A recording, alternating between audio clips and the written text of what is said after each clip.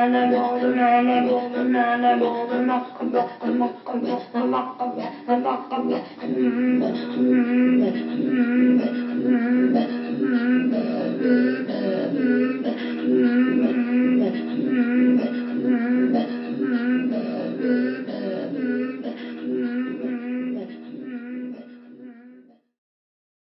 système culturel du rêve, donc, chez les aborigènes du désert occidental, là où j'ai travaillé.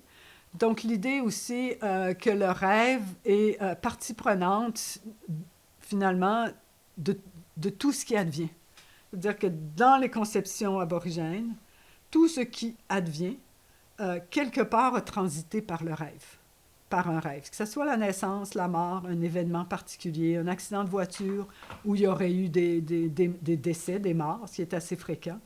On va souvent entendre, donc, quelqu'un décède, quelque part, il y a quelqu'un qui va dire « Je le savais, je l'ai rêvé ». L'accident, pareil, je le savais, je l'ai rêvé. Mais où c'est intéressant aussi, c'est les théories de la conception.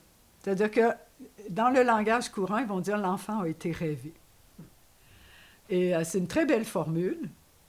L'enfant a été rêvé, ça veut dire donc l'esprit enfant, avant qu'il devienne enfant humain, tout vit déjà dans le Jukurpa. Hein? Tout est dans le Jukurpa à l'état virtuel. Et l'esprit enfant est dans le Jukurpa. Et il doit venir en contact avec une femme ou un parent de la femme, de la future mère. Et donc, il va s'incarner dans un nuage solitaire, il va s'incarner dans un serpent, il va s'incarner dans un animal, il va s'incarner, qui va rentrer en contact avec la mère. Et c'est à ce moment-là que l'esprit enfant, donc c'est le trickster, l'esprit enfant, c'est le trickster d'une certaine façon. Il pénètre la mère et il devient donc, il va prendre forme humaine. Et donc, chaque mère, tout le monde, a toujours un récit de conception pour chacun de ses enfants. En disant, mettons, tel jour, on est parti sur le territoire en famille, on est allé donc chasser sur le territoire, et au moment où on est tous sortis de la voiture, hop, on a vu un long serpent qui est sorti de sous le châssis, puis qui est parti. On s'est dit, voilà, c'est l'esprit enfant. Il était, quelque part, rentré en contact avec la mère, elle l'avait vu. Ou ça peut être un parent proche. Ou alors on a ingurgité.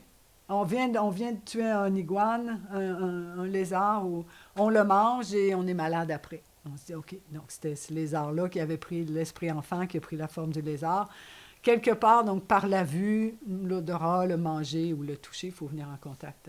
Donc, donc chaque enfant a son récit de conception, mais en même temps, quand je disais plus tôt, donc chaque personne a une configuration personnelle d'appartenance.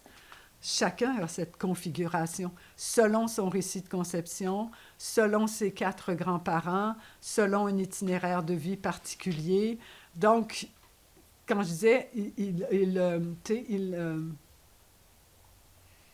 il respecte beaucoup l'individualité, l'autonomie de chaque personne.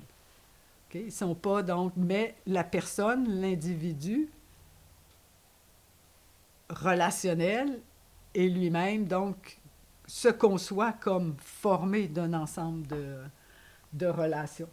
Et ça, par rapport aux théories de la conception, c'est intéressant aussi parce que les premiers anthropologues, donc on dit, les aborigènes australiens, ils disent que l'enfant a été rêvé, ils ne connaissent pas le processus de la paternité physiologique.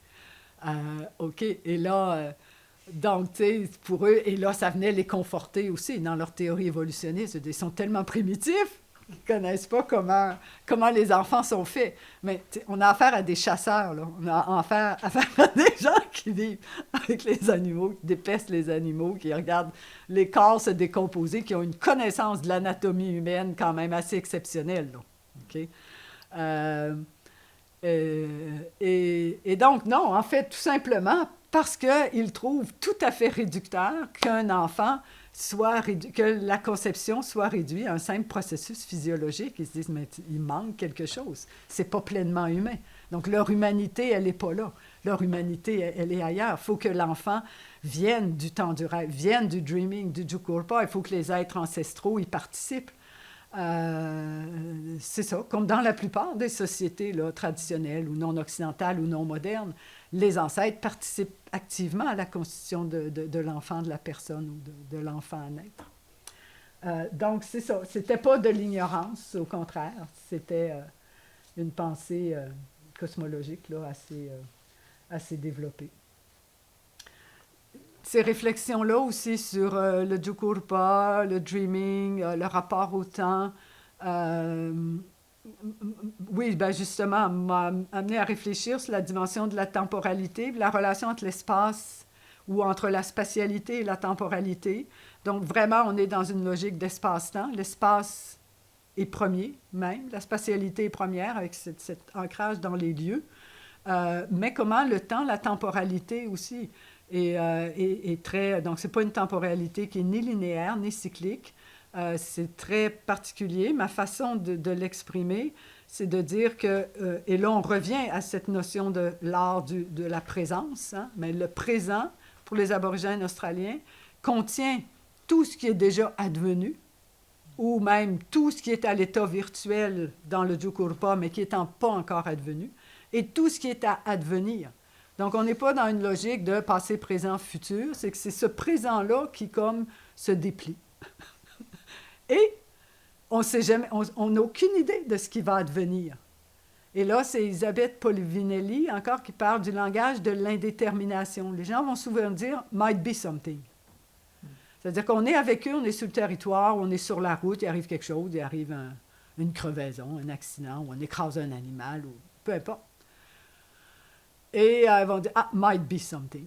C'est-à-dire là, il y a quelque chose à lire, il y a quelque chose quelque chose essaie de s'exprimer à l'état réel, qui était dans le virtuel, essaie de s'exprimer. Donc, ils restent ouverts là, à toute cette... Ils vont laisser advenir et ils aiment beaucoup se laisser surprendre aussi. Donc, il y a toute cette logique là, face à la temporalité que je trouve là, tout à fait intéressante. La même chose aussi. Donc, évidemment, donc, là-dedans, ce que je démontrais, c'est que l'expérience onirique, le rêve, a un statut épistémologique, ontologique tout à fait légitime. Donc, définitivement. OK? Et aussi, intéressant, mais là, c'était... d'autres ont travaillé sur ça. Donc, chez les aborigènes australiens, toute l'idée de l'innovation, de la créativité rituelle, parce qu'ils ont une vie rituelle, mythique, très, très riche, mais ça ne vient jamais. Ce n'est pas la créativité humaine, ce n'est pas les humains. Hein? Ça vient toujours des ancêtres par le biais du rêve. Donc, quelqu'un va se réveiller le matin, va dire « Les ancêtres m'ont visité, j'ai un nouveau verset à partager avec vous, ou un nouveau segment mythique, ou un nouveau pas de danse. » ou encore là, comme pour l'enfant, tu sais. Peu importe qu'il l'ait pensé, qu'il l'ait cogité toute la nuit, que ça ne vienne pas d'un rêve, mais pour que ça soit légitime et accepté par les autres, bien, il faut que ça ait passé là, par le rêve. Bon, maintenant, une petite chose, peut-être parenthèse, je ne sais pas si je vais en parler longtemps, mais je tiens à le souligner, c'est que, donc, je travaillais sur le rêve dans une perspective fondamentalement anthropologique, et donc, je n'avais aucun intérêt pour les grilles psychologiques ou psychanalytiques. Je ne me suis jamais intéressée à ça. Et pourtant, j'avais comme co-directrice Hélène Corin, qui figure parmi les rares chercheurs que je connais, qui a réussi un dialogue tout à fait fructueux entre anthropologie et psychanalyse. Mais j'ai toujours dit à Hélène, ça ne m'intéresse pas. Ça ne me parle pas, parce que ça ne peut pas parler aux aborigènes. Parce que les grilles psychologiques, la psychanalyse, s'adressent à la conception de la personne occidentale, hein? Née de la chrétienté, de la modernité, cette fameuse conception dualiste, le dualisme entre le corps et l'esprit, une notion de personne individuelle, l'individu indivisible. Hein? On n'est pas dans une logique relationnelle. La personne est donc... Hein, est contenu à l'intérieur de son corps, son esprit est contenu dans quelque part. Il n'y a pas de vagabondage, de voyage hors du corps, il n'y a pas cette logique de la relationnalité, d'un corps-personne qui puisse être ouvert ou poreux. L'individu est tout entier contenu dans cette logique à l'intérieur de son corps, et l'esprit est prisonnier un peu de la pensée ou du psychisme, où là, ils sont en train de nous dire juste dans les cellules du cerveau, en tout cas, regarde, écoute, on n'est pas. Donc, et tout ça, moi, ça ne me parlait pas, parce que j'étais dans une toute autre logique. Et je suis contente d'avoir travaillé, réussi, donc à dire quelque chose, je pense, d'intéressant dans une perspective anthropologique du rêve, sans avoir à puiser au gré de la psychologie ou de la psychanalyse. C'est tout le concept d'inconscient ou de moi intérieur. Ou de...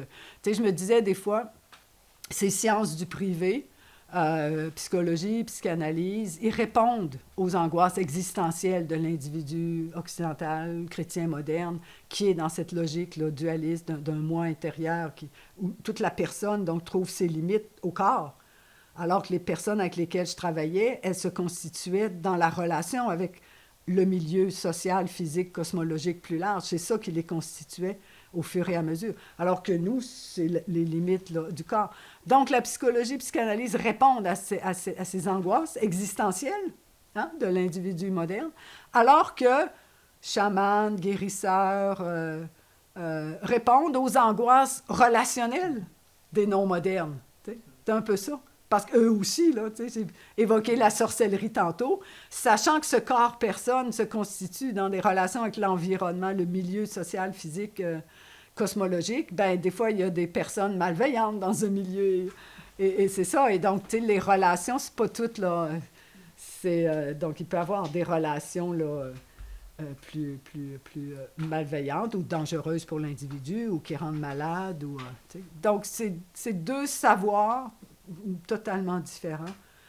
Le savoir d'un côté de la psychologie, puis cet autre savoir là, chez les non-modernes. Donc, deux rapports là, à la notion de personne qui, pour moi, étaient très différents. Je ne l'ai peut-être pas exprimé comme ça dans la thèse, là, c'est venu plus tard, mais tout ça est issu quand même, ces réflexions-là sont issues de mon travail au doctorat et par après, là.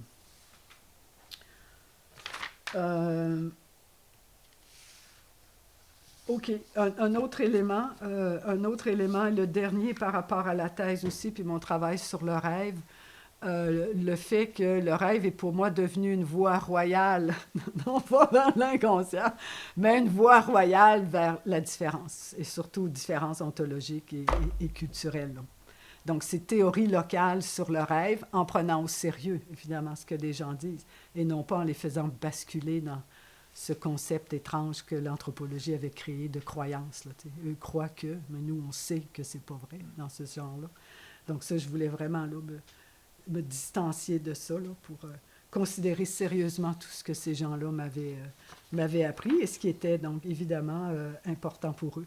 Et je me rappelle aussi Munja, qui était une de mes interlocutrices privilégiées donc durant ce deuxième terrain, qui a pris vraiment au sérieux le fait que je voulais travailler avec le rêve, et c'était une rêveuse très, très prolifique. Donc, tu sais, quand elle me parlait des théories locales sur le rêve, et ça, bon, j'ai beaucoup écrit sur ça, donc, quand moi, je lui racontais, quand elle me disait, oui, mais chez vous, comment ça se passe pour le rêve? OK, ben, évidemment, ils sont curieux aussi, ça va dans les deux sens. Et là, je lui disais comment, donc, le rêve chez nous, ben, ça se passe ici, tu sais, entre les deux oreilles, là, tu sais, puis... Elle me regardait, donc c'était d'un exotisme là, absolument extraordinaire pour elle, mais elle avait plein de compassion. Elle avait plein de compassion en disant « Wow, ton esprit ne part pas vagabonder. Il reste prisonnier de ton corps. » Tu sais, c'était... Puis juste à l'entendre, tu sais, c'est ça, je l'écoutais réagir à ça. Je me disais « Ouh, OK. » Mais c'est... et là, des fois, je m'imaginais un dialogue entre elle, entre Munja et Descartes. On est juste à Descartes, et juste à la frontière. Là, ils sont en train de laisser une approche plus non moderne. Ils commencent à rentrer dans la logique plus moderne. Non, mais ça a été intéressant. Donc, ceci dit, pour mes premières publications,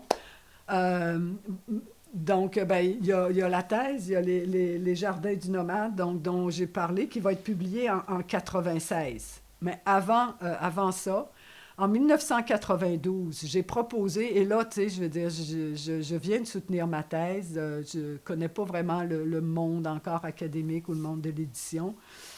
Et encore là, donc, je me dis, regarde, pourquoi pas? Et j'envoie un article à Man. À l'époque, ça s'appelait Man, donc aujourd'hui, ça s'appelle le Journal of the Royal Anthropological Institute. Et donc, je voulais vraiment écrire sur toutes ces ces réseaux d'échanges rituels que j'avais documentés, début des années 80, puis beaucoup plus là, en 87-88, des femmes. Okay, donc l'article s'intitule Nomadic Rituals, Networks of Ritual Exchanges Between Women of the Australian Western Desert. Je voulais en rendre compte parce que c'était vraiment un moment important pour elle, puis c'était toute cette réaffirmation rituelle. Et à l'époque, donc, c'était Tim Ingold qui était directeur, éditeur en chef de Man. Il me réécrit, tu sais, probablement en se doutant là, que je viens finir mon doctorat, là, tu sais, puis c'est tout boiteux, mon article, probablement, là, tu sais. Il me dit, écoutez, il dit, je suis vraiment intéressé par le thème et tout, là, tu sais, mais il dit, il y a du travail à faire sur votre texte pour qu'il soit publiable. Ben, il l'a pris en charge. Il m'a fait plein, ben, tu sais, il m'a pris sous son aile, en fait, là. Il m'a conseillé sur comment, donc, retravailler l'article et tout, et finalement, donc, il a été accepté pour publication. Ça, j'étais très contente. Après ça, en 92, je vais organiser ma première session CASCA. CASCA, c'est la Société canadienne d'anthropologie. Ils font un colloque annuel à chaque année. Et là, encore là, c'est les gens dans mon entourage qui ont dit « Sylvie, organise une séance sur l'anthropologie du rêve, là, tu viens de soutenir ta thèse sur ça et tout. » Je dis « Non, non, non, les colloques, le public, n'oubliez pas que je suis timide. » Non. OK, non. Je suis encore très, très, très timide. Bon, les gens insistent, je dis « OK. » Et donc, moi, j'invite tous ceux qui m'avaient inspiré sur l'anthropologie du rêve.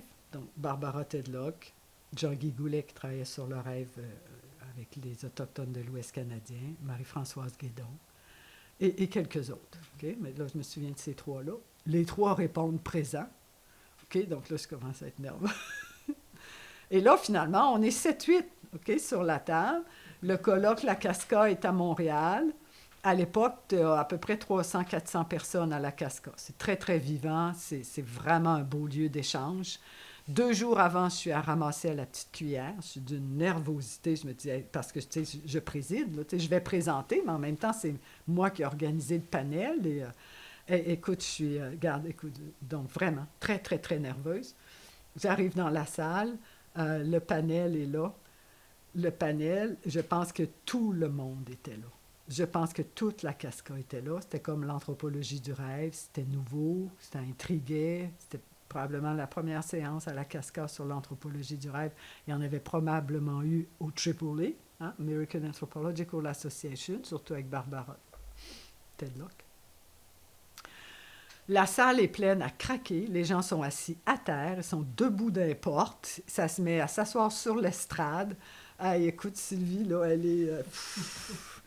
Et ça a été, évidemment, extraordinaire. Donc, après, il y a eu des débats, des enjeux vraiment tout à fait intéressants. Des beaux débats, là, tu sais.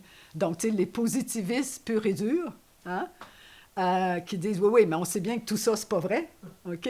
Puis des gens comme Jean-Guy Goulet, ou Marie-Françoise Guédon, Barbara, tu sais, qui sont ailleurs, là, qui sont dans l'anthropologie de l'expérience, de prendre au sérieux ce que l'autre dit de son monde, du rapport au non-humain, du corps poreux de l'esprit qui, oui, donc peut voyager en rêve ou recevoir donc des enseignements, parce que le rêve est aussi tout un lieu de savoir et de révélation là, dans les mondes autochtones.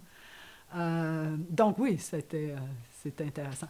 Et donc, c'est là, après ça, donc je vais faire un numéro de la revue Anthropologie et Société, Rêver la culture, qui va sortir en 1994.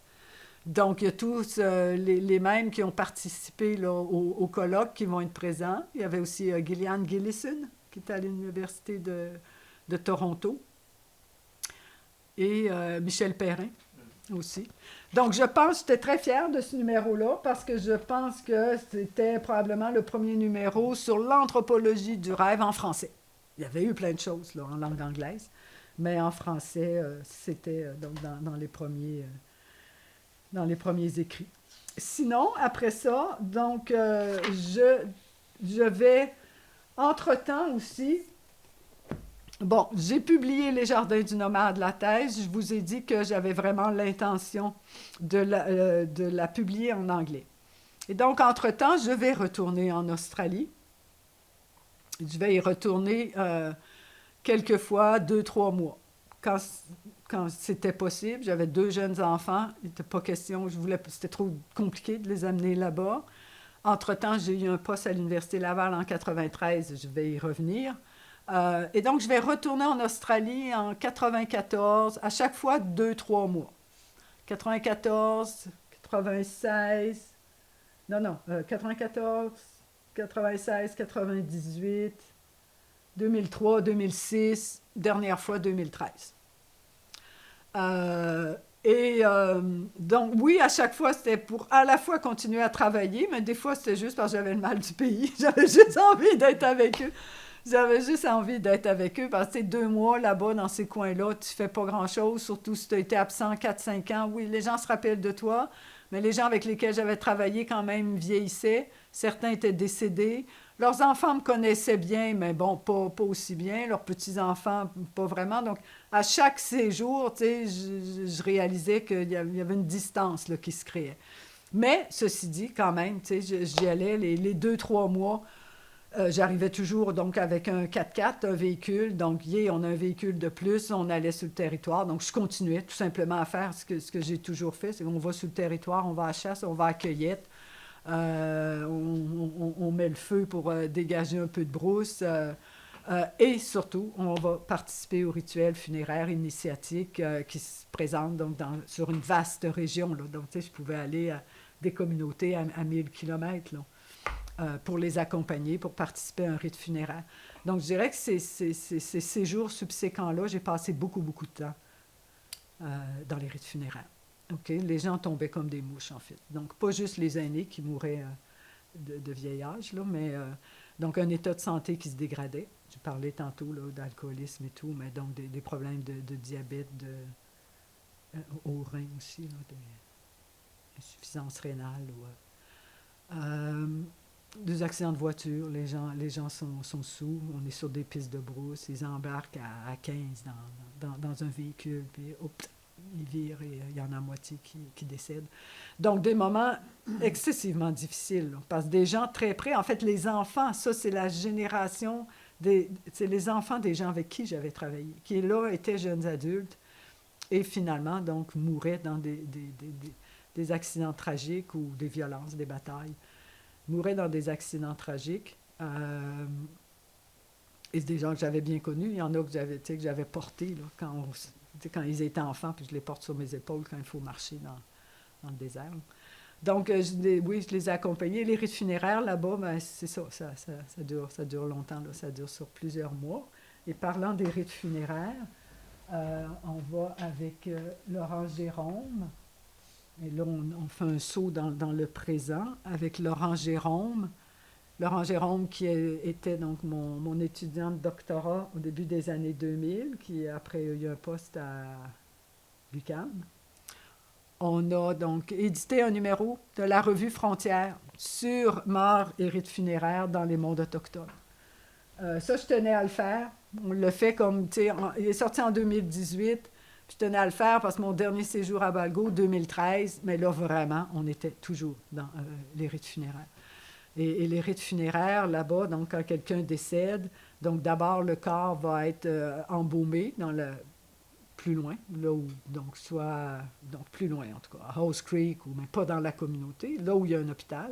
Et après, il est conservé dans la morgue, à House Creek ou à Broome, là où il y a une morgue, une chambre froide, jusqu'à ce que les gens aient réussi à réunir, mobiliser tout le monde qui va venir d'un vaste territoire, des centaines de personnes qui vont converger vers la communauté du défunt, et là, Balgo, okay, pour faire les rites funéraires qui vont s'étaler sur plusieurs semaines. Là. Et donc, j'ai été là-dedans, c'est ça, là, les années 90, les années 2000. Et donc, je voulais faire et d'autres, hein, c'était l'équipe autour de Robert Crépeau. On avait fait donc une journée d'études sur mort et monde autochtone. Et c'était important là, qu'il y ait une publication. Donc, je suis très, très contente de cette publication-là.